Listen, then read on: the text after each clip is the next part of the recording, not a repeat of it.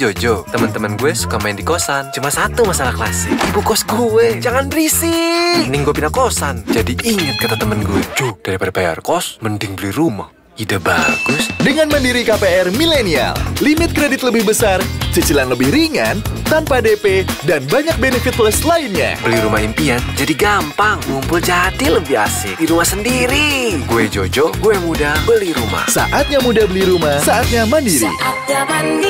Hai, selamat siang Property People. Selamat datang di acara 123 Live Webinar bersama dengan 123 Live Webinar bersama dengan rumah123.com.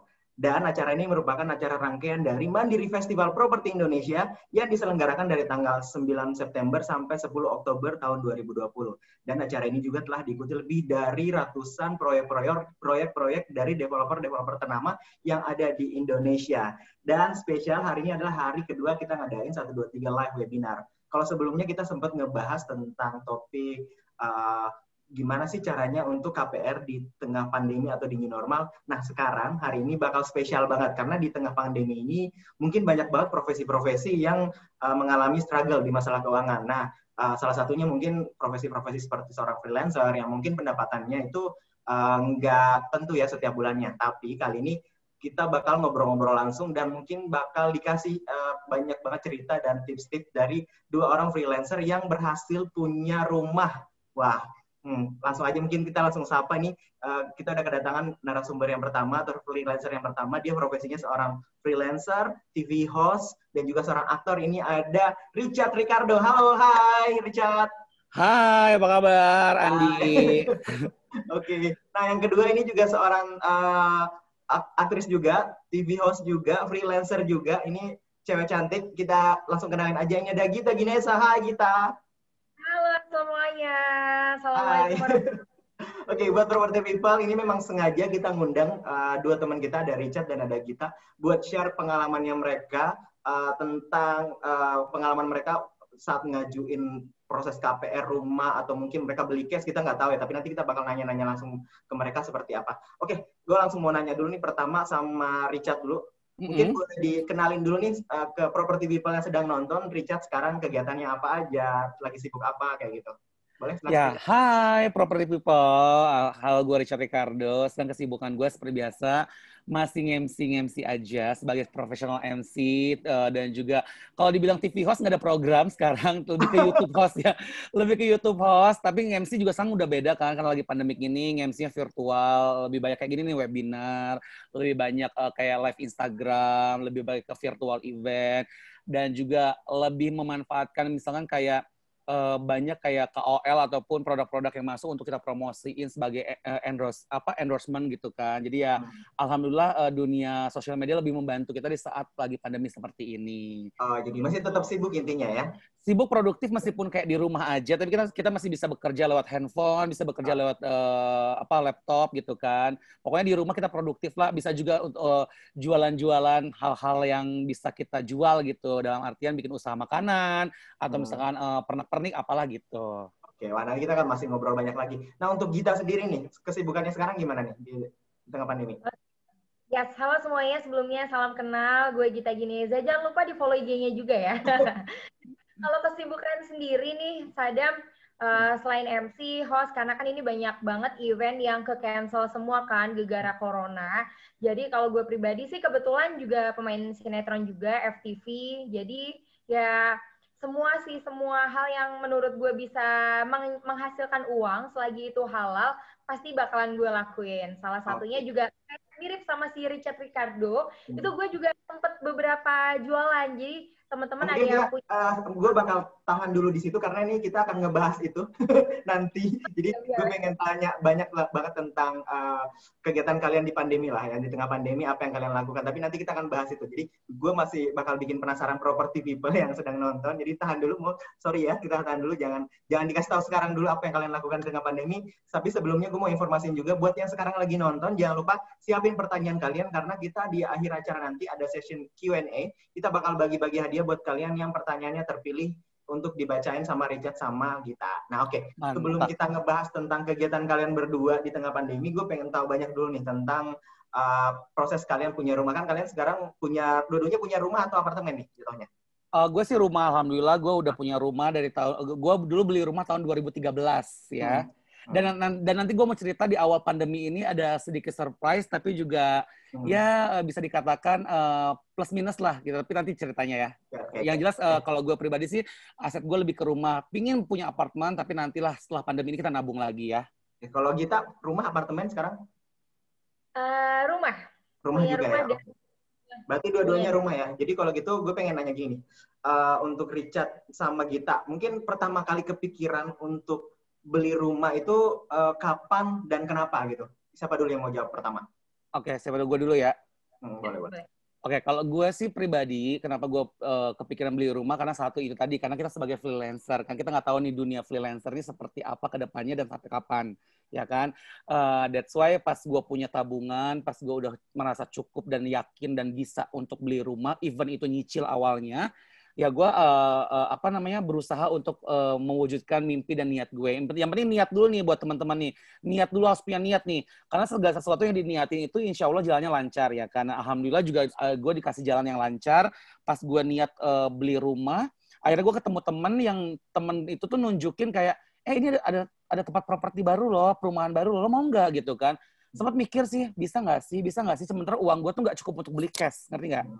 Tapi akhirnya ya gue karena yakin, ya udahlah, kata temen gue bilang gini, DP dulu aja Richard, nanti selebihnya lo KPR aja, lo ajuin KPR. Kalau memang tuh rumah tuh jodoh, pasti itu akan jadi milik lo. Jadi yang gue pelajari adalah beli rumah ini sama dengan kita nyari jodoh-jodohan. Kalau memang nggak berjodoh ya nggak dapat tuh rumah. Nah, waktu itu awal beli rumah tuh 2013.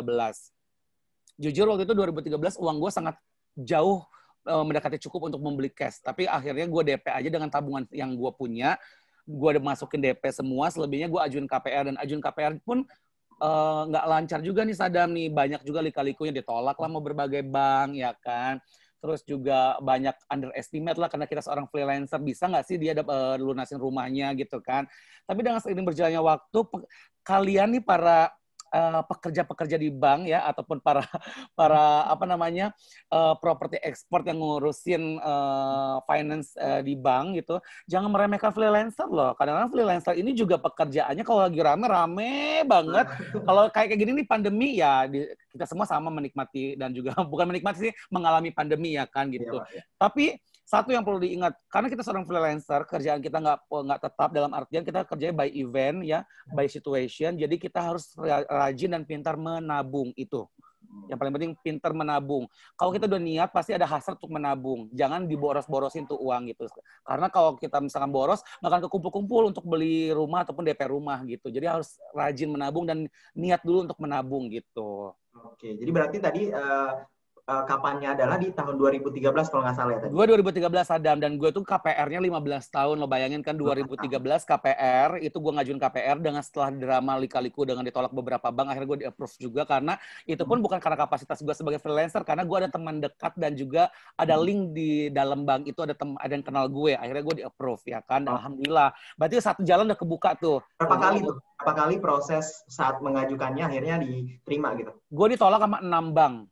Oke, wow. 6 bank besar loh, 6 bank besar termasuk bank-bank BUMN menolak gue. Untuk prosesnya berarti 15 tahun ya? 15 ya. Tahun. Sekarang udah jalan berapa tahun nih?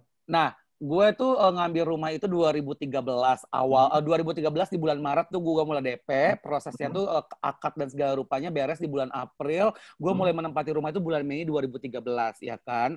Nah, setelah Mei 2013 itu pertama cicilannya masih murah tuh, bunganya masih 7,25%. Dalam artian 2 tahun pertama cicilan gue tuh masih ya terhitung kecil lah, 3.200.000 gitu kan. Nah setelah tahun ketiga sampai tahun ke-15 itu bunganya naik kan. Nah itu jadi 12,5% dan cicilan rumah gue per bulan itu 5.025.000. Agak lumayan berat dan jauh kan gitu. Nah, kalau misalnya gue nyicil rumah 2013, berarti gue tuh akan lunas dan juga memiliki hak rumah itu, SHM yang akan jatuh ke tangan gue itu di tahun 2028. Ya kan? Iya, masih lama banget ya. Ya kan? 2028. Dan ini masih tahun 2020, 8 tahun lagi. Tapi dengan seiring berjalannya waktu yang gue bilang tadi, karena kita niat, ikhlas, dan rajin menabung, dan tiap ada kerjaan juga memang kita niatnya untuk rumah, untuk keluarga, alhamdulillah rezeki itu kebuka gitu dari Tuhan. Akhirnya di awal tahun kemarin, di tahun 2020 awal Januari itu gue berhasil melunasi rumah gue. Wow, Ya. selamat. Oh, keren. Congratulations and celebration gitu kan. Finally gue bisa melunasi rumah gue di tahun 2020 awal kemarin dengan menguras tabungan yang ada. Tapi bagi gue nggak apa-apa. Tabungan gue habis, yang penting gue tidak menunggu lama karena selama ini kan kalau kita KPR kan banyak bunga yang dibayar, lebih berat bunga yang dibayar daripada pokoknya kan gitu. Akhirnya alhamdulillah ada rezeki meskipun tabungan terkuras, akhirnya itu lunas. Tapi gue kena penalti karena belum jangka waktunya belum selesai kan. Nah pas rumah itu lunas, lega. Pandemik deh 2020. Jadi di saat tabungan habis untuk lunasin rumah, pandemik muncul dan datang. Dan kerjaan yang kita bilang tadi banyak yang cancel ya kan. Tapi gue tetap bersyukur karena apa? Karena di saat orang di kala pandemik ditagi-tagi atau dikejar-kejar dengan cicilan, gue alhamdulillah udah gak ada cicilan di saat pandemik. Jadi gue agak sedikit tenang hidupnya gitu kan. Tidak ada cicilan lagi. Dan gue bisa merasakan kayak orang tuh kayak work from home dan juga hashtag di rumah aja tuh lebih nyaman. Karena hashtag di rumah aja gue tuh ya ini bener-bener rumah gue gak akan ada lagi beban gitu untuk memikirkan tiap bulannya harus bayar gitu. Dan itu yang gue syukurin alhamdulillah gitu. Seperti itu sadar. Gue sampai kayak apa ya, emes gitu, gila udah lunas gitu. Udah lunas. Jadi planning gue itu gue nyicil cuma 7 tahun akhirnya. 7 tahun, jadi 8 tahun ke depan tuh gue gak ada beban lagi. Yang tadinya 15 tahun gue bisa berhasil 7 tahun. Kenapa bisa? Ya pasti bisa. Kalau gue bisa, kalian juga pasti bisa. Karena apa tadi? Niat kita kerja buat rumah, kita harus nabung. Di saat tabungan itu udah ada, jangan tergoda untuk yang lain. Fokuskan dulu untuk rumah gitu. Wow, keren banget. Waduh, luar biasa banget share pengalaman dari Richard barusan gimana dia proses pengajuan KPR-nya dan lain-lain. Nah, itu tadi dari sisi Richard Ricardo nih, seorang freelancer dan content creator lah kalau kita bisa bilang juga ya sebenarnya. Nah, sekarang kita pengen dengerin dari seorang cewek cantik yang pemain sinetron juga, yang tadi mungkin juga punya pengalamannya sendiri nih, gimana nih? Mungkin boleh diceritain dari kapan, terus tertarikmu buat beli rumah itu kenapa, terus mungkin boleh diceritain seperti Richard tadi juga ada pengalaman-pengalaman yang seru kah, yang pengalaman-pengalaman sedih juga kah, atau mungkin sempat ditolak KPR atau gimana, mungkin kita boleh diceritain.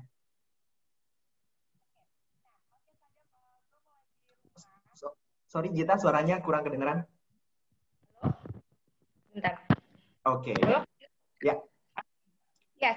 Jadi sebenarnya kalau gue pribadi, gue beli rumah itu di tahun 2015 dan gue beli cash di tahun 2015. Nah, karena itu tapi itu rumahnya biasa aja, nggak gede-gede amat. Dan gue mikir kenapa sih kita harus beli rumah di usia muda?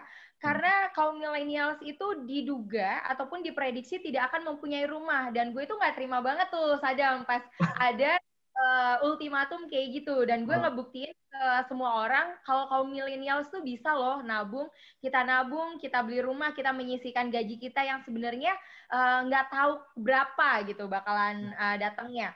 Dan setelah rumah gue lunas di tahun 2015, gue memberanikan diri di tahun 2019, tepatnya tahun kemarin, gue untuk kredit 1 rumah lagi, kayak gitu.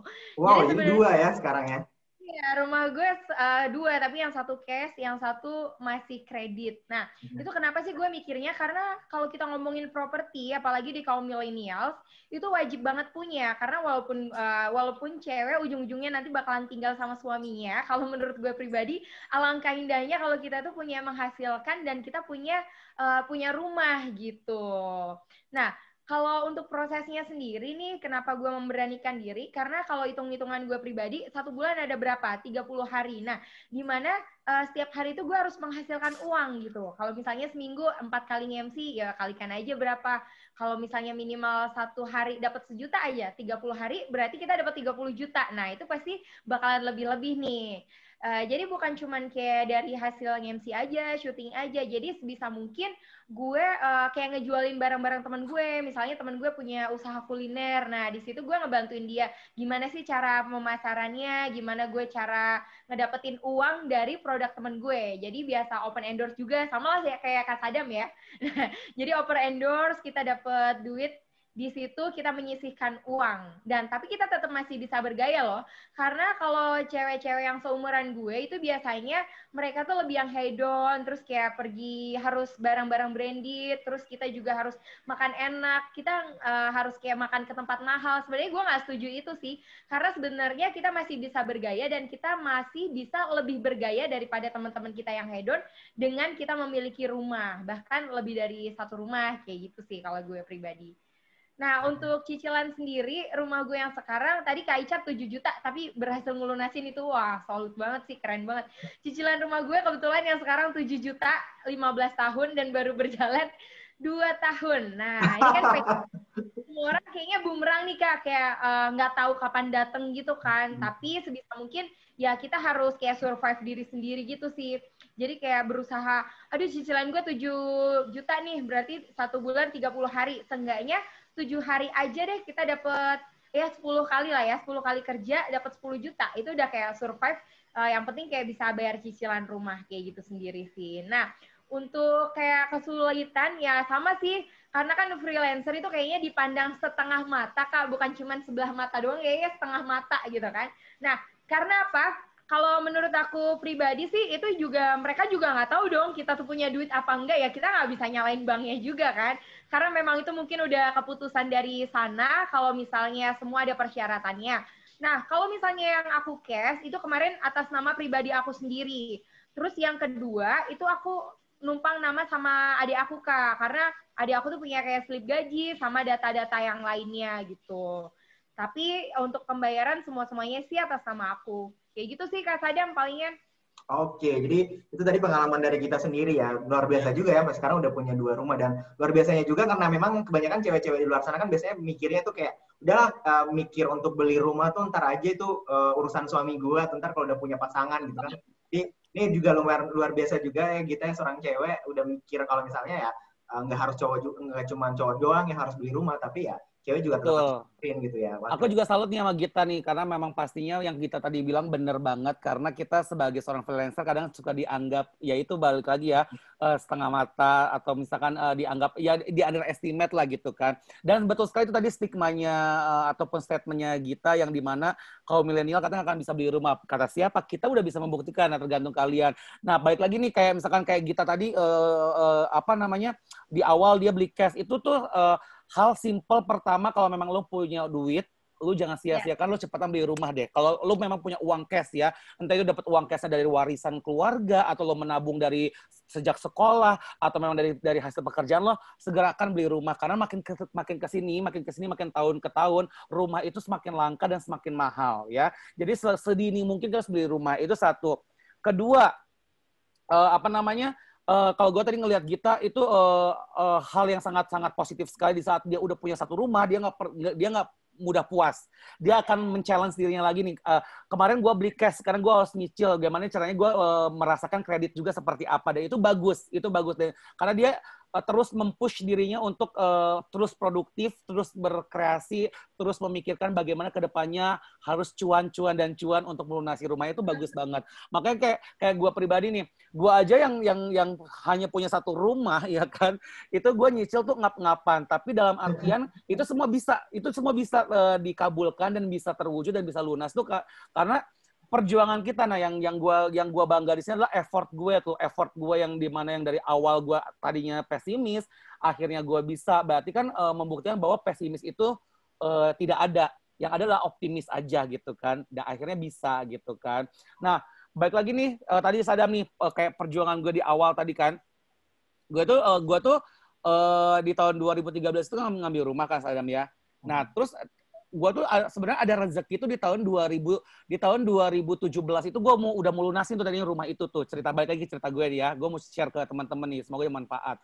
Nah, setelah gue mau dapat uang di tahun 2017 tuh, gue ngerasa gue punya project besar, gue ada kerjaan gue lancar, tabungan gue membengkak, alhamdulillah. Nah, di tahun 2017 itu tuh gue mau lunasin rumah gue nih Sadam tadinya. Tadinya gue mau lunasin. Cuman karena almarhum nyokap pinginnya kayak, Chat, mama pingin deh rumahnya digedein. Mama pingin deh ke semua keluarga ngumpul. Akhirnya duit yang tadinya gue pakai ngelunasin tuh rumah, akhirnya gue pakai untuk renovasi rumah gitu Sadam. Jadi gue dapat double tap nih, double love. Jadi akhirnya di tahun 2020 pas lunas kemarin, renovasinya selesai dan juga rumahnya lunas gitu. Dan pas kemarin pas gue bilang sama almarhumah nyokap, gue bilang, apakah kita lunasin rumah ini untuk beli rumah baru? Nyokap bilang, jangan, mendingan perbaiki dan juga perbesar rumah yang ada gitu. Jadi ya akhirnya semangat itulah yang membuat gue tuh kayak, oh gue semangat lagi nih. Setelah target gue merenovasi rumah, gue harus melunasinya. Jadi ada beberapa targetnya. Di awal target kita adalah ngambil rumah, beli rumah, ya kan. Setelah beli rumah kita nggak hanya sampai situ aja, pasti kita ingin menata rumah kita, bener nggak? Menata rumah kita, mengisi dengan furniture yang bagus, mengisi dengan tema-tema barang-barang yang kita idam-idamkan, yang kita impi-impikan gitu kan. Setelah itu juga kalau misalkan rumah kita yang kita beli juga tidak cukup besar, kita pasti ada hasrat ingin membesarkan rumah itu, benar nggak Sadam? Betul. Ya kan? Akhirnya challenge itu selalu ada di tengah-tengah tuh. Dan kalau challenge itu muncul, kalian jangan drop. Malah kalian harus lebih semangat lagi. Harus makin semangat lagi kalau kalian itu yakin kalau rumah itu bisa kalian benar-benar jadi rumah idaman kalian gitu. Entah kalian renovasi lah, entah kalian apalah diperbagus atau gimana gitu. Jadi buat teman-teman di luar sana ya, benar nih harus beli rumah sedini mungkin, sekarang mungkin, karena mumpung usia kita masih misalkan under 20, pas kalau memang KPR-nya 15 tahun atau 20 tahun, di umur kita 30 something atau 40 udah lunas gitu, kalau memang sesuai KPR gitu. Oh, keren. Jadi makin semangat nih kayaknya buat luar para teman-teman yang freelancer yang mungkin sambil udah dengerin dan udah nonton ini. Kita nontonnya juga kita live via Zoom dan juga ada live via YouTube dari rumah123.com. Jadi yang lagi nonton di YouTube, jangan lupa juga kalian juga bisa nanya-nanya.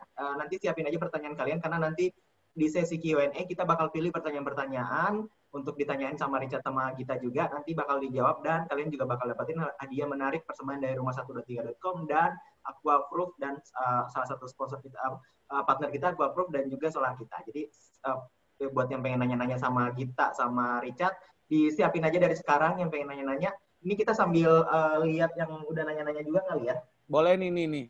Ada yang bagus pertanyaannya nih. Kak Gita dan Kak Richard pernah nggak sih kepikiran untuk kerja kantoran aja karena ngalamin ditolak KPR sama bank tuh? Itu. Ayo Gita jawab Gita. Ayo Gita jawab Gita. Aku dulu ya. Oke. Aku sendiri basicnya tuh orang lapangan. Jadi pernah nih nyobain kerja kantoran. Itu cuman bertahan 1-2 bulan doang. Udah itu udah.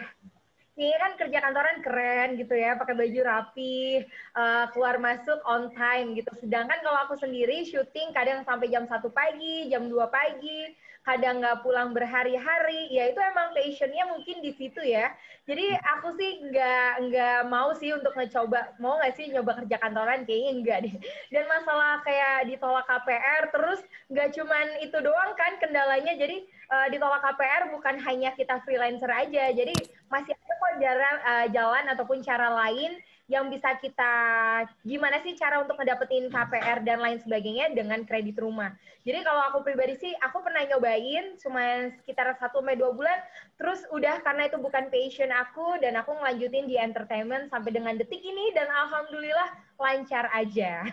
Gitu sih. Jadi emang nggak ada ketertarikan sama sekali ya, tapi sebenarnya mau kerja di kantoran ataupun kerja di entertainment atau di mana aja, intinya kalau kerja sesuai sama passion sih sebenarnya bakal aman-aman aja lah ya. Betul, jawaban aku sama kayak Gita, setuju. Aku juga pernah Sadam mencoba ngalamin yang namanya kerja kantoran, tapi namanya bukan passion ya kan. Akhirnya tuh semangatnya tuh redup dengan sendirinya karena basically memang dunianya adalah dunia entertain ya, dunia event. Jadi ya aku sih berprinsip yakin aja di dunia event tuh rezekinya ada aja, dan sampai sekarang ya sampai seperti yang kita bilang tadi, alhamdulillah rezekinya selalu ada aja karena kan zaman sekarang ini zaman digital ya, digital dalam era digital, dalam artian seorang freelancer atau kalian yang bukan kerja kantoran ataupun yang kerja kantoran pun everybody bisa menghasilkan uang lewat sosial media kalian. So, manfaatkanlah dunia digital ini, di dunia sosial media ini untuk jadi penghasilan juga nih, income pasif buat kita juga. Karena kalau bagi gue nih, kayak Instagram ataupun sosial media lain tuh kayak menggambarkan how to representative yourself gitu. Jadi kalau misalnya lo pinter menggunakan Instagram lo ataupun sosial media lo, di situ lo bisa selling diri lu nih, apa yang bisa lo selling di dalam diri lo. Lo bisa misalkan dapat endorsement untuk review produk, atau misalkan untuk bikin konten kreator yang tadi kalian Sadam bilang gitu. Jadi banyak hal teman-teman yang bisa kalian lakukan lewat sosial media kalian. Jadi freelancer nggak masalah. Karena freelancer pun peluang uangnya banyak di mana-mana gitu. Oke, nah ngomong tentang freelancer nih dan masih di tengah pandemi nih atau mungkin masih di new normal segala macam. Nah, seperti kita ketahui kan memang kalau misalnya lagi pandemi ini, apalagi kalau misalnya kerjaan tetap, pasti otomatis di orang kantoran aja mungkin banyak yang mengalami struggle gitu penghasilannya. Mungkin ada yang di layoff atau dan lain-lain. Nah, untuk yang pekerja nggak tetap nih kayak kalian atau freelancer kan pasti otomatis kayak event nggak jalan, terus banyak hal yang nggak jalan. Nah, gimana nih kalian menghadapi ini apa masa pandemi atau new normal sekarang? Apalagi kalau Richard kan mungkin emang udah kelar nih untuk nyelesain rumahnya, tapi kan tetap untuk menghidupi kehidupan sehari-hari kan juga masih butuh. Nah, kalau kita sendiri mungkin nanti bisa dijawab dari sisi gimana caranya biar bisa tetap lunasin atau mungkin tetap bayar cicilan rumahnya. Siapa dulu nih yang mau jawab? Oke, gue ya. Sadam, ingat ya, ini pandemik dunia, semua orang mengalaminya. Begitupun kita sebagai freelancer, apalagi kita sebagai freelancer ya, tetap merasa sedih banget karena event banyak yang di-cancel, kerjaan-kerjaan apalagi ya mau event, mau syuting, mau apa itu pasti dibatasin ya, tidak semudah dan selancar dulu. Balik lagi ke bagaimana kita bisa struggle, bisa survive, tadi itu kita memanfaatkan apa yang bisa kita manfaatkan, apa yang bisa membuat cuan di mata kita produktif. Kalau dari sosial media, di Instagram, kita bisa open endorse dan juga bisa review-review, bisa jadi KOL, collaboration, endorsement collaboration dengan berbagai brand gitu kan. Itu yang harus kita pikirkan kalau gue pribadi. Tapi lebih juga, selebih dari itu, kita kalau gue pribadi hidup dari tabungan. Untungnya, balik lagi ya, gue tuh orangnya emang suka menabung. Karena gue tuh generasi 90-an, gue generasi Saskia Giovanni. Jadi gue sangat inget banget dengan lagu mereka, Bang Bing Bung, ya kita nabung. Jadi itu nempel banget di otak gue. Jadi gue tuh emang suka nabung orangnya gitu. Jadi bagaimanapun sebanyak apapun rezeki gue pasti akan menabung untuk kebutuhan yang gue pikirkan 2-3 tahun ke depan. Nah, pandemik ini kan nggak pernah kita pikirkan kan sebelumnya kan. Untungnya karena kita suka nabung, jadi kita bisa hidup dari uang tabungan kita. Kita ada spare dari tabungan kita. Makanya teman-teman, buat para penonton yang ada di sini, mulai dari sekarang yang nggak suka nabung harus nabung, yang suka nabung rajin-rajin lagi menabung, karena menabung itu memang sangat penting sekali untuk kehidupan kita ke depannya gitu. Kalau misalnya dibilang dampaknya apa, semua kena dampaknya. Begitupun kita, tapi bagaimana cara kita bisa muter otak, itu aja sih. Gitu. Oke. Jadi kalau itu dari sisi nyari seorang Richard Ricardo ya. Nah, kalau untuk dari Gita Ginesa sendiri kan, kalau kita kan memang cicilan rumahnya masih sedang berjalan nih. Nah, gimana nih sih mungkin strategi kita selama pandemi atau new normal ini untuk tetap bisa melunasin cicilan rumahnya dan mungkin juga tetap bisa menghidupi kehidupan sehari-hari. Nah, sebelumnya selain rumah masih ada cicilan-cicilan lain nggak sih kita? Kalau aku pribadi, mobil alhamdulillah udah lunas. Wow. Motor belinya cash. Jadi cicilan yang belum lunas itu berbakti sama orang tua sampai dengan selamanya ya, pengennya ya. Sama masih kredit rumah.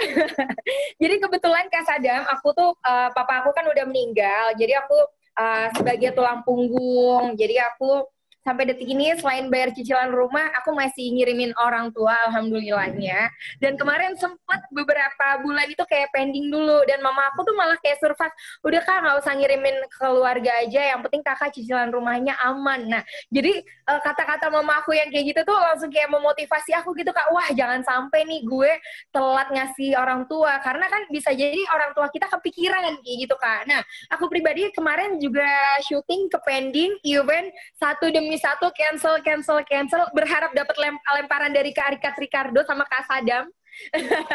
Tapi kemarin kita juga kayak yang ya udahlah, terus ada beberapa event webinar juga kan dari kementerian, aku masih ambil, terus udah stuck nih Kak, semua event diberhentiin, dan aku kayak mikir aduh harus do something kayak gimana nih gitu. Kebetulan kan itu kemarin juga pas mendekati hari raya Idul Fitri, nah semua orang tuh butuh kayak hampers, butuh kayak kue, toples, dan kamu tahu nggak sih Kak, aku dari MC dan ya pemain sinetron lah ya, awalnya julukannya kemarin sempat dijulukin sebagai cewek penjual toples. Nah, itu dia. Itu wow, sebenarnya kayak awalnya nyoba-nyoba gitu kan. Oh, udah gitu, lu jualin toples gue aja deh, lumayan kok labanya. Cuman sekitar kayak 30.000 gitu kan. Jadi kita yang biasanya cuman kayak meremehkan uang 30.000, ternyata 30.000 bisa ngelunasin mobil aku, bisa buat cicilan aku sampai dengan 6 bulan, dan ngirim orang tua bisa sampai dengan detik ini. Wow. Dari seorang cewek penjual toples, jadi dari profesi seorang aktor, pemain sinetron, dan juga mungkin begitu, akhirnya beralih menjadi seorang penjual toples yang akhirnya dari toples itu bisa ngelunasin cicilan mobil. Wow, keren. Iya, itu bagus loh, itu patut dicontoh. Makanya tadi yang seperti kita bilang, aku setuju banget yang kita bilang tadi, dan aku sama. Jadi kita berdua sama ya, Sadamia dan juga teman-teman. Kita tuh tulang punggung keluarga paling penting, itu yang perlu dicatat ya kan. Dan alhamdulillah selama pandemik ini memang kayak aku sama kayak kita tadi, emang semua udah lunas, kayak mobil lunas juga, motor juga belinya cash, dan jadi gini, pemikiran kita nih sekali lagi ya, aku mau tekenin ke teman-teman, kalau memang kita ada uang cash untuk beli, mending beli cash aja. Tapi kalau nggak ada, yang penting niat untuk nyicilnya ada. Karena kalau kita nggak ada niat, nggak akan kebeli tuh barang ataupun apa yang kita mau ya kan. Tapi yang balik lagi nih, mungkin karena aku dan Gita ini adalah tulang punggung keluarga, akhirnya rezekinya tuh ada aja, karena niatnya memang buat keluarga. Gitu. Jadi kayak apapun teman-teman yang kalian lakukan buat keluarga, itu rezekinya ada aja dari Tuhan gitu kan. Jadi selalu dimudahkan dan dilancarkan gitu. Dan jangan lupa nih teman-teman, kita sebagai seorang freelancer, satu yang harus kita punya lagi selain rumah dan juga aset, yaitu asuransi jiwa. Karena teman-teman, bukannya di sini gue jual asuransi ya, tapi di situ tapi itu sangat penting karena kita kan seorang freelancer nih, kita tidak ada under company atau under corporate. Even amit-amit kalau memang nantinya kita sakit, yang bisa mengcover kita adalah asuransi. Itulah kepegangan seorang freelancer. Freelancer itu punya yang namanya insurance, life insurance, karena buat mengcover diri kita di saat nanti someday kita kalau kenapa-kenapa amit-amit gitu. Jadi jangan sampai ya gitu. Nah, tapi itu pegangan kita tuh. Selain kita punya aset, kita juga punya insurance yang untuk mengcover kita dan keluarga. Makanya di kala pandemik yang kemarin mulai itu Sadam ya, aku tuh kayak nggak ada cicilan, alhamdulillah semuanya lancar, gitu kan, nggak ada beban tiap bulannya. Makanan pun nggak perlu dipikirkan, kan tiap hari banyak yang ngirim makanan, endorse ya kan, makanya makin gemuk ya kan, naik 5 kilo. Tapi tanggungan aku tuh cuma tinggal satu, aku cuma bayar asuransi aja untuk beberapa kepala di keluarga aku. Karena bagaimanapun asuransi itu sangat penting aku untuk dan keluarga gitu juga, keluarga besar. Jadi kayak kakakku, adik aku, ponakan, kalau memang mereka belum ada asuransi, aku bikinin gitu, karena manfaatnya memang udah terasa gitu, memang terasa banget gitu. Dan itu penting banget buat seorang freelancer ya, yang tidak punya jaminan corporate ataupun company gitu. Keren, jadi itu dapat tambahan informasi lagi ya. Jadi selain harus punya tabungan dan lain-lain, juga memang harus tabungan life insurance. Nah, kita mungkin lanjut lagi ke bacain buat yang pertanyaan. Yang kedua, ini ada dari mana nih? Erza Oktaria. Mungkin mau dibacain siapa? Gita atau Richard? Gimana mengatur keuangan sebagai influencer, misalnya punya cicilan per bulan, sedangkan misalnya influencer penghasilannya bisa jadi tak menentu. Oh gitu. Cara mengatur keuangan, Gita, gimana tuh cara mengatur keuangan kamu per bulannya seperti apa? Kalau aku pribadi, cara mengatur keuangan sebenarnya masih berantakan banget, dan Sadam ini senyum, kayaknya dia tahu banget nih cewek ini masih berantakan nih kalau ngatur duitnya. Nah, kalau aku pribadi cara ngaturnya lebih yang sesimpel ini sih. Jadi kayak yang Kak Richard bilang kan tadi, kita diem pengen ngerapiin rumah, ngisi rumah dan lain sebagainya. Itu sama kayak halnya aku, Kak. Kayak misalnya satu kali nge-MC, misalnya dapat berapa juta gitu kan. Nah, itu aku kayak bakalan ngisi-ngisi rumah dulu. Misalnya 5 juta katakanlah. 2 juta itu aku nggak mau tahu harus aku pakai buat kayak beli sesuatu yang emang aku pengen kasih buat memotivasi, kayak kita betah ke rumah, atau lah beli bunga-bungaan kayak yang ada di kanan kirinya Kak Sadam tuh. Nah, beli-beli kayak gitu kan lumayan tuh. Jadi 3 jutanya tuh aku save. Terus untuk beberapa hari berikutnya, misalnya gajian lagi 5 juta atau berapa juta, pasti ada uang yang terpakai, bahkan setengahnya sih, aku kayak berani pakai uang setengahnya. Tapi itu kita juga harus sudah jelas ya, kayak jadi kayak misalnya bulan Januari itu ada berapa event. Nah, itu aku harus kayak jelas gitu, kira-kira berapa kali MC ya kita udah bisa untuk bayar rumah, berapa kali MC ya kita bisa untuk bayar cicilan, berapa kali MC dan lain sebagainya. Jadi kita jajan berlebih itu nggak masalah Gitu, kalau aku pribadi. Dan kalau secara hitung-hitungan, secara kayak, mungkin kayaknya Kak Richard lebih mahir banget nih untuk cara save uang tuh gimana. Kalau aku pribadi sebenarnya masalah uang tuh masih asal-asalan banget. Jadi jangan dicontoh sebenarnya. Karena Tapi aku lebih pengen punya sesuatu tuh aku harus beli gitu, Kak. Tapi Jadi hanya berapa masih bisa disimpan. Gimana? Iya benar-benar. Tapi yang kita lakukan tuh bagus loh teman-teman. Dalam artian uang yang dia pakai tuh jadi sesuatu gitu. Jadi apa yang dia pengen beli, ya apa yang dia jelas ya yang mau dibeli. Emang jelas gitu. Dia punya uang berapa, dia punya income berapa, dia menyisihkan berapa untuk membeli sesuatu dan itu jadi sesuatu. Misalkan untuk isi rumah, pernak-pernik rumah, furniture, elektronik dan itu which is itu good banget ya gitu. Dan itu perlu dicontoh meskipun kayak yang kita tadi bilang pengaturan keuangannya masih berantakan. Tapi seberantakan-berantakannya yang tadi kita sampaikan itu masih ada hasilnya, kelihatan hasilnya gitu. Mungkin kalau gue mungkin mau sedikit menambahkan nih Gita dan Sadam dan juga teman-teman yang ada di rumah123.com bahwa mengatur uang seorang freelancer itu sebenarnya juga bukan hal yang gampang ya. Cuman balik lagi nih, kalau kita kan kerja kantoran udah pasti nih terima billing kan sekian kan, billing gaji kita sekian. Kita tahu nih buat apa gitu kan. Nah, freelancer juga harus kayak gitu. Kita harus punya kayak slip gaji sendiri tuh. Kita bikin aja slip gaji sendiri ala-ala gitu. Misalkan kayak freelancer yang tadi kita bilang minggu ini berapa kali event, berapa kali syuting, berapa kali apa, dicatat. Nanti di akhir bulan dirangkumkan. Jadi kalau aku pribadi tuh aku suka ada 2 catatan nih, buku pengeluaran dan buku pemasukan. Gitu. Pemasukan berapa, pengeluaran berapa, nanti selisihnya berapa, selisihnya ini yang akan aku tabung gitu. Kayak gitu nih teman-teman. Jadi kita harus mengorganisir juga sistem keuangan kita sebagai seorang freelancer. Jadi jangan sembarangan keluar masuk, tapi akhirnya kita bingung sendiri dan nggak jelas nih jadi uangnya buat apa. Jadi harus rapi, benar-benar harus bikin sistem pembukuan keuangan yang rapi. Pemasukan berapa di bulan ini, ada berapa event, berapa kerjaan, pengeluaran pun apa aja. Kadang-kadang nih yang terjadi adalah pengeluaran tak sebanding dengan pemasukan, ya kan? Bener itu kan? Bukan kadang-kadang, itu sering terjadi. Itu sering terjadi, ya kan? Itu sering terjadi. Tapi minimal kalau kita punya cicilan nggak apa-apa. Yang penting cicilan kita ketutup dulu nih. Ya. Ketutup dulu. Mungkin Tuhan memberikan kita bulan ini pas-pasan, ya kan? Kalau gue tuh berprinsipnya berdoa, ya Tuhan, yang penting gue yang penting gue cukup deh, hidupnya cukup. Gitu. Kalau memang berlebih itu berarti bonus yang Tuhan berikan. Tapi kalau memang cukup ya itu udah permintaan gue dari awal tuh yang penting cukup aja gitu. Jangan sampai kurang ya coy, amit-amit jangan ya coy gitu.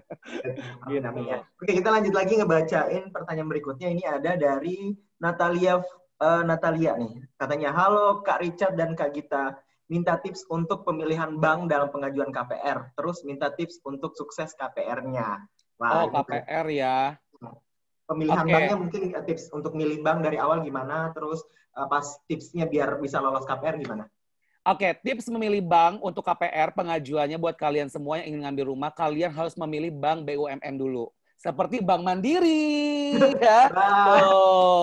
Jadi bank BUMN ini sangat membantu kita dulu nih, membantu kita dalam mengambil rumah KPR karena apa? Biasanya bank BUMN ini bunganya rendah dibanding bank swasta.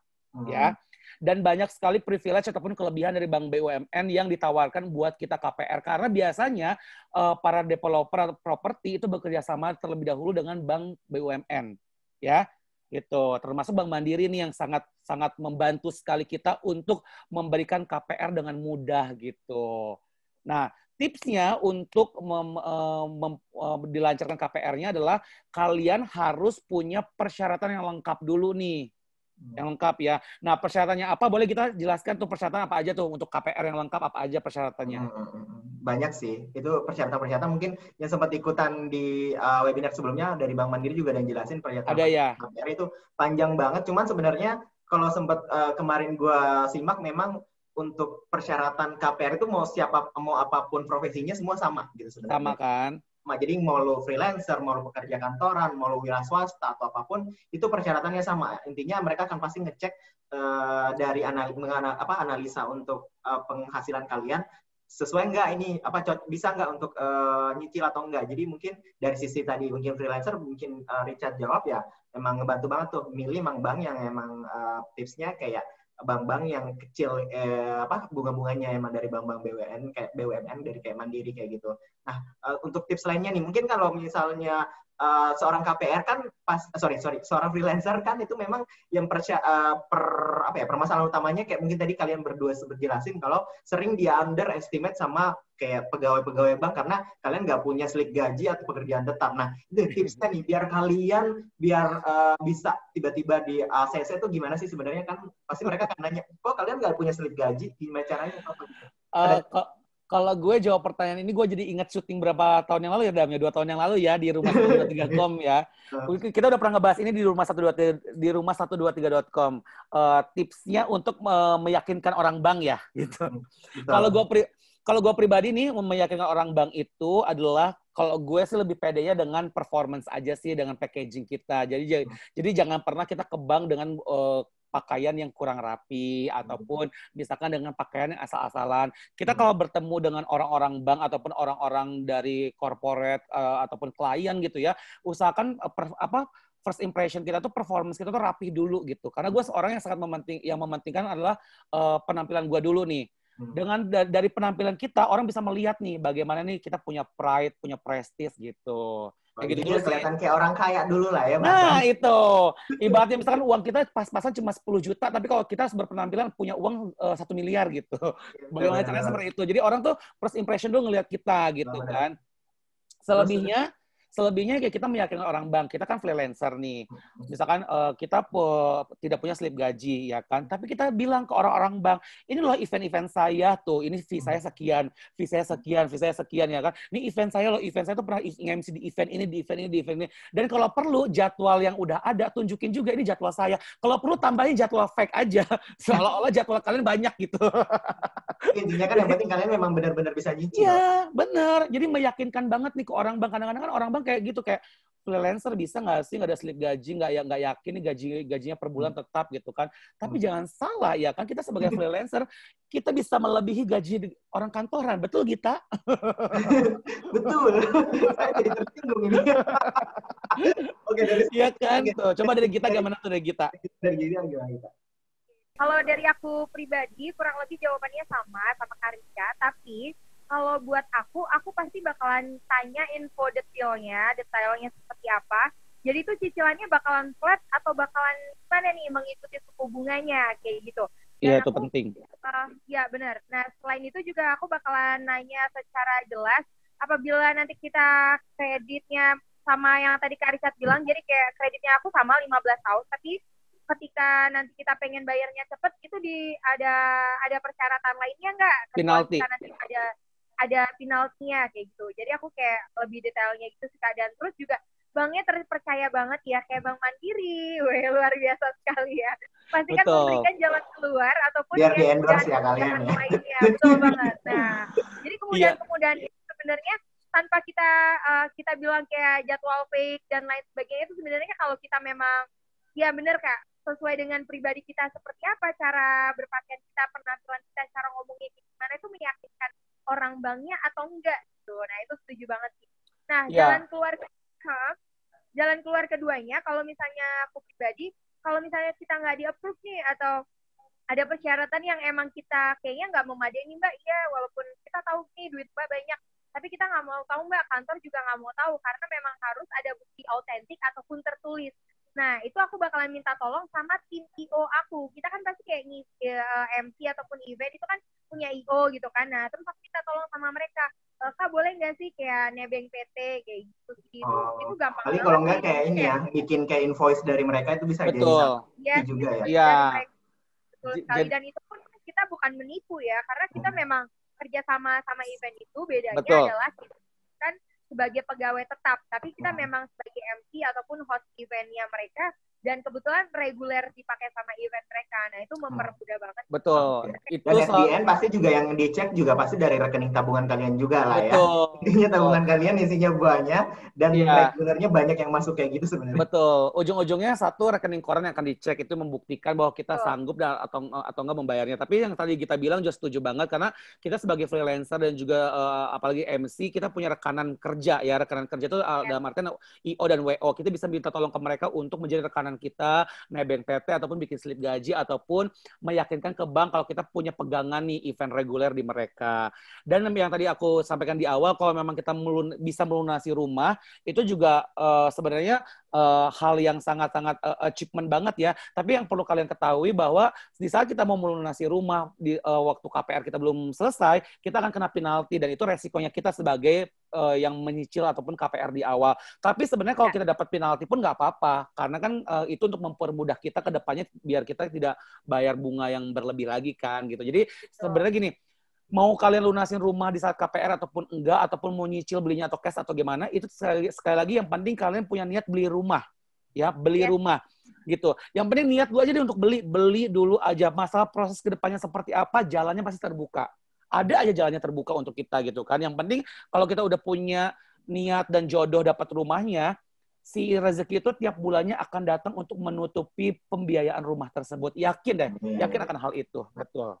Kayak gitu. Nah, lanjut lagi nih, gue pengen bacain dari yang tadi kan kita udah bacain dari yang nanya dari Zoom. Yang sekarang gue pengen bacain yang nanya-nanya dari YouTube live dari rumah123.com. Yang dari YouTube yang masih ini partisipan ya? Dari yang ikutan dari YouTube ada Lidwina Herlina XXXS katanya, Kak Gita dan Kak Richard, momen apa sih yang bikin kalian kesadar buat beli properti? Soalnya kok aku masih galau ya, mau beli apa enggak? Siapa namanya Lina ya? Tiba-tiba bikin kalian tiba-tiba, oh saatnya nih gue beli properti sekarang nih gitu. Ini momen apa nih kalau dari kalian berdua? Itu siapa yang nanya? Namanya Lina. Yang nanya Lidwina Herlina. Wina Herlina. Wina, ingat ya, kamu jangan galau. Galau itu hanya dalam percintaan aja. Tapi kalau dalam beli rumah itu nggak ada kata galau. Kamu harus yakin 100% ya. Yakin 100% kalau kamu tuh bisa dan harus beli rumah. Kenapa yang memotivasi kita berdua akhirnya punya rumah di usia muda? Yang itu dia tadi, karena kalau saya pribadi pingin masa tua saya tuh hidupnya bahagia, tinggal di rumah. Karena kan ada istilah mengatakan rumahku istanaku, ya kan, home sweet home, rumah idaman, bla bla bla bla. Jadi kayak pingin aja gitu di saat tadi kita umurnya udah menjelang 40 atau misalkan di saat udah 30 ke atas tuh kita udah nyaman, tidak punya beban lagi, tapi kita udah punya rumah, udah punya aset gitu, udah punya pegangan gitu, dan itu bisa membuat kamu bangga, yang bisa kamu banggakan di depan orang tuamu misalkan gitu, atau di depan siapapun itu. Sebuah achievement lah, sebuah pencapaian yang luar biasa lah kalau kita di usia muda udah punya rumah gitu. Oke, itu dari Richard. Nah, kalau dari kita sendiri, momen apa nih, Git? Ya, siapa tadi Wina ya? Oke, Wina, kalau aku pribadi, sebelum kita ngomongin apa sih yang bikin greng gitu kan, apa yang bikin titik poinnya, kalau aku pribadi, sebagai seorang wanita, kalau kita punya rumah, kita nggak dilecehin sama pasangan kita. Tuh, denger tuh Wina, denger tuh, bener tuh, denger. ini ada yang nanya loh di YouTube, katanya Gita Ginesa masih single nggak tuh katanya? Oh, single, jangan single. Oke, nah aku lanjut. Kak Sadam, kalau aku pribadi, di mana kita kalau seorang wanita khususnya memiliki rumah, kita tuh akan mendapatkan nilai plus di mata pria. Dan pria yang ngedeketin kita pun juga kayaknya nggak pria-pria sembarangan gitu loh. Jadi Wina, kamu kayaknya harus buru-buru punya rumah ya. Nah, selain itu poin lainnya, kenapa sih kita di momen apa aku kayak punya rumah gitu? Nah, kebetulan aku pertama kali tinggal di Jakarta itu kan tahun 2009. Dan aku tuh dulu sempat ngekos, sempat ngontrak. Terus aku pikir, aduh kontrakan 1 bulan 3 juta. Gitu kan. Awalnya beramai-ramai tuh sama tempat temen aku. Terus temen aku nikah nih sendiri-sendiri. Nikah yang akhirnya berempat, bertiga, berdua, dan akhirnya aku pribadi. Terus aku mutusin, aduh kayaknya bayar kontrakan 3 juta, belum listrik dan lain sebagainya tuh mahal banget. 3 juta kita nyetor sama aja kita kayak ngebayarin rumah orang gitu kan, cuma dapat sepetak doang. Aduh kenapa sih kita nggak kayak, ya udah deh 5 jutaan atau mungkin 3 juta something kita cari rumah. Nah, disitulah poin aku, kenapa sih kita harus kayak ngontrak ataupun kayak ngekos atau tempat tinggal orang, tapi kita ngebayarin tempat tinggal mereka gitu. Betul, sedangkan kalau aku pribadi, aku langsung mikir kayak, yaudah deh aku cari rumah yang memang cicilannya masih di aku, terus nanti pun kalau aku punya uang sisa di lain uang cicilan, aku bakalan mikir, kayaknya pengen bangun kolam renang deh, kayaknya pengen bangun parkiran lagi deh, kayaknya pengen bangun kamar lagi deh, kayak gitu. Jadi kalau misalnya kita punya rumah, pasti itu kita ada kayak motivasi ke diri sendiri, gue udah punya rumah nih, gue pengen ngejadiin rumah gue kayak gimana ya, gue pengen isi kamar gue kayak gimana ya, dan itu wow, keren banget sih kalau kamu bisa ngelakuin kayak gitu sih kalau dari aku.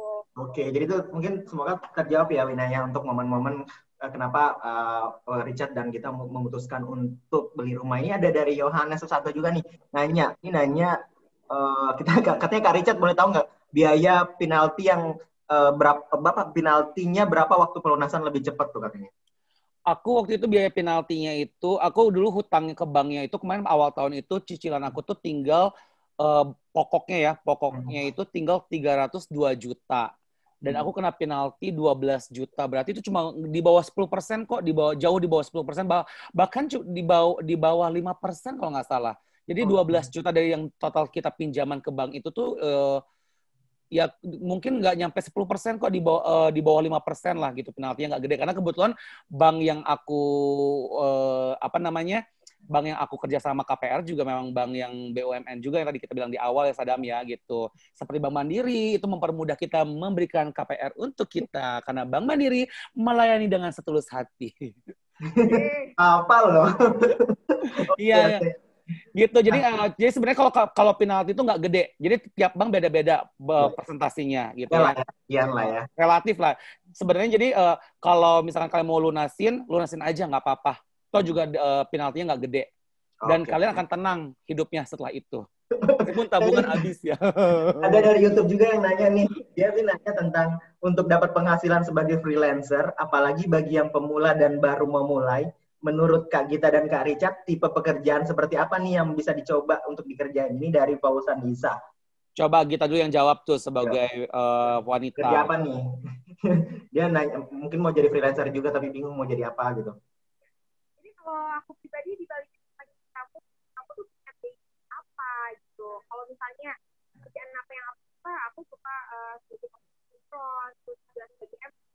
Itu beda cerita kalau misalnya itu bakalan beda cerita kalau misalnya itu ada di diri kamu, karena kan kepengenan diri aku sama kepengenan kamu tuh beda gitu. Betul. Jadi kayak passion aku beda, passion kamu beda, jadi nggak bisa kayak disamaratain gitu. Andai kata nih kamu seorang singer, ataukah kamu emang biasa usher atau mungkin jadi team leader TL sekalipun, itu kamu pasti bisa gitu. Dan sebenarnya cara kamu bersyukur dan emang cara kamu bermanage uang dari gaji hasil kerja kamu sih. Jadi kalau kita menentukan pekerjaan apa nih yang cocok buat kamu, kita nggak tahu. Karena kita pribadi, kalau aku pribadi aku nggak tahu kesukaan kamu apa. Terus bisa-bisa kalau misalnya kamu nggak suka sinetron, kamu nggak bisa main film, dipaksakan ke dunia itu kayaknya juga nggak cocok kayak gitu sih kalau dari aku.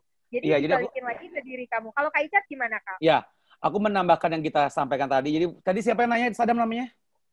Fauzan Isah. Ya, Fauzan. Jadi kalau aku sih menyarankan dunia freelancer yang uangnya enak dan income-nya bagus di luar pandemik ya. Kalau di luar pandemik nih, kalau kita nggak lagi pandemik, itu dunia event. Nah, tadi seperti yang kita bilang sesuai dengan passion, bakat, dan lain-lain, aku rangkumkan itu dunia event. Jadi tergantung kamu nih, di dunia event kamu mau ngapain nih, misalkan jadi stage crew, jadi team leader, atau misalkan jadi apalah gitu, supporting sistemnya, misalkan jadi vendor atau apa gitu. Itu dari dunia event. Tapi kalau di kala pandemik kayak gini ya, seorang freelancer juga kayaknya semua orang juga jawabannya sama deh ya kan. Memang dunia event kan lagi lemah ya kan, dan juga terbatas ya, cuma segmented tertentu aja gitu. Ya mungkin kalau lagi pandemi kayak gini yang paling benar adalah ya dunia entrepreneur, jualan, creativepreneur. Jadi kamu mengkreasikan apa yang kamu punya, yang kamu bisa untuk kamu jual gitu ke teman-teman dekat dulu deh gitu. Syukur-syukur jadi gede gitu kan ruang lingkupnya gitu, jaringannya jadi luas gitu. Jadi kalau lagi di kala pandemi ini nggak hanya MC, nggak hanya artis, nggak hanya siapapun itu, pasti ujung-ujungnya jualan ya. Menjadi seorang creativepreneur ataupun entrepreneur, membuat produk atau membuat something yang bisa disukai ataupun dibeli sama orang banyak gitu.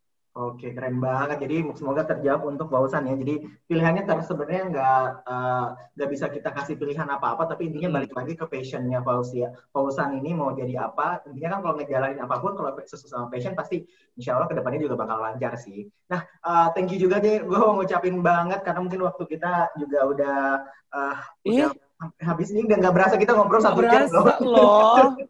Thank you banget buat Richard sama Gita udah share pengalaman kalian untuk bisa beli rumah walaupun profesi kalian sebagai freelancer, tapi gue salut banget. Gue sampai tadi kayak mes gitu, kayak ngiri sendiri gitu kayak. Enggak. Satu lagi. Yang perlu kalian tahu ya, teman-teman dari rumah123.com, Sadam juga sudah berhasil membeli rumah.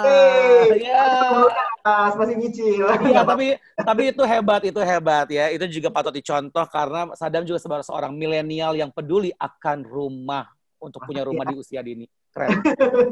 Jadi thank you banget udah share pengalamannya. Semoga para freelancer di luar sana yang udah ikutan, yang udah sempet dengerin, kalian udah dapat tips-tipsnya gimana sih caranya biar bisa punya rumah. Karena tadi banyak banget tips-tips yang udah disampaikan sama Gita, sama Richard juga. Dan itu menurut gue adalah tips-tips yang gitu banget kalau misalnya kalian pengen punya rumah walaupun profesi kalian sebagai freelancer. Sadam, ini kita ucapin terima kasih dong untuk pertanyaan yang udah masuk tapi belum kejawab. Kayak misalkan Yohanes Sosanto, terima kasih ya. Terus juga ada siapa lagi nih? Coba siapa lagi tuh, Sadam? Scroll ke bawah. Ada Voice Phone, ada Elizabeth, ada Rido Utama. Pokoknya banyak banget pertanyaan-pertanyaan yang udah masuk. Dan tadi yang pertanyaan yang dibacain dan dijawab, jangan lupa kalian langsung DM aja Instagramnya @rumah123.com. Karena kalian bisa langsung minta hadiah. Bukan minta hadiah sih. Kalian udah bakal pesan jadi ribet gue. Kalian bisa langsung dapat hadiah menarik persembahan dari rumah123.com. Jangan lupa DM di Instagram ya, yang pertanyaannya tadi terpilih. Yeay. Kalau gitu, thank you banget. Gue sekali lagi ngucapin buat kalian berdua. Jangan lupa buat kalian yang mau nyari hunian, mau nyari rumah, apartemen, atau hunian-hunian yang lain, jangan lupa tinggal klik aja di www.mandiri-festival-property-expo, karena di situ kalian bisa dapetin hunian-hunian idaman kalian. Karena ada lebih dari 160 proyek dari developer-developer ternama yang udah ikutan di acara Mandiri Festival Properti Indonesia Online 2020. Kalian bisa dapetin promo-promo menarik, ada bayar suka-suka, terus ada misalnya kalian DP-nya dari 0%, terus ada hadiah sampai dari hadiah Honda Yaris, ada Honda Beat, terus banyak banget sistem-sistem pembayaran juga, ada bunga-bunga menarik dari Bank Mandiri juga. Pokoknya intinya kalau kalian mau ngecek hunian-hunian idaman, lagi banyak promo pasti, kalian tinggal buka aja di mandirifestivalproperty.com. Itu tinggal buka di situ, tinggal lihat aja hunian-hunian idaman kalian. Sekali lagi gue mau ucapin thank you banget buat Richard, buat Gita atas waktunya hari ini. Sampai ketemu lagi di acara 123 webinar live bersama dari rumah123.com nanti. Bye-bye. Bye.